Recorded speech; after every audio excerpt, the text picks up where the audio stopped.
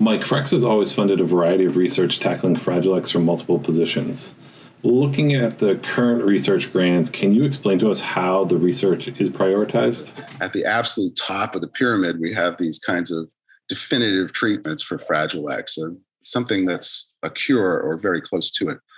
But then as we come down, we've got these specific, let's call them small molecule therapies, just drug therapies, things that are targeted at the known mechanisms of Fragile X. And we've got a bunch of different applications that are looking at potential treatment strategies of that type, where they're going to be looking at small molecule treatments in the animal models. And of course, we have this capacity that we maintain as an organization, this drug validation initiative, which allows us to test small molecules quickly and easily and cost effectively in the mouse model for Fragile X. So we're doing that all the time in collaboration with our pharma partners, but we've got more and more academic labs that are looking at these kinds of small molecule treatments in depth to try to establish that this really is fixing some of the basic pathways that are dysfunctional in Fragile X. So we've got a bunch of applications like that. That's always really exciting. In a lot of cases, success in that kind of academic grant can lead directly to a clinical trial by a pharma company. But then the next level down, there is another level where we're actually looking at available drugs. We're looking at drugs that are here and now. They don't require any more development. They're available at your local drugstore. But the question is which drugs to use, which ones are best. And it's not always obvious which ones to use. There are connections between certain mechanisms and disease mechanisms in Fragile X and drugs that are not obvious. A lot of drugs do things besides their primary indication. And so this is where you get into this field of drug repurposing, where you're taking existing drugs and using them for something different, something they weren't necessarily designed for in the first place, but which they might be really good at. We look at the disease mechanism and then we match that up with available drugs that could work on that disease mechanism.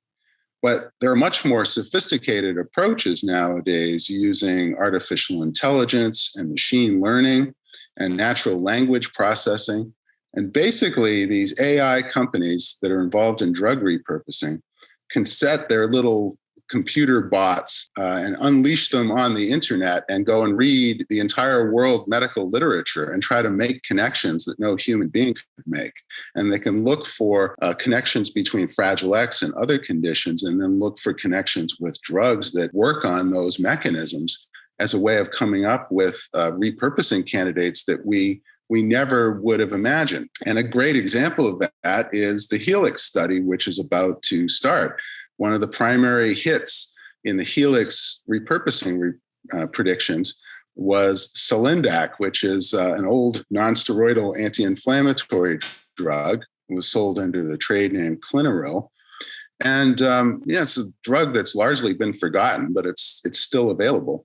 Well, the repurposing predictions that Helix made showed that Solindac could do all kinds of interesting things because it has a number of different off-target effects.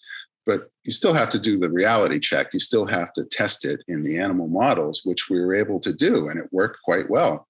But we've also looked at this drug in combination with a number of other drugs, because we realized that a lot of the repurposing candidates, drugs like metformin, like Solindac, that they may have an effect, but it may not be such an overwhelming effect that you're going to necessarily see a huge positive result in a clinical trial. And so if you can get a combination of 2 or 3 of these drugs that are known to work together through these AI predictions, then you could really have something. And that's exactly what we're doing. And so we're doing the first combination studies that are based on these AI drug repurposing predictions. And that's something that's really exciting because remember, like I said before, it's not either or.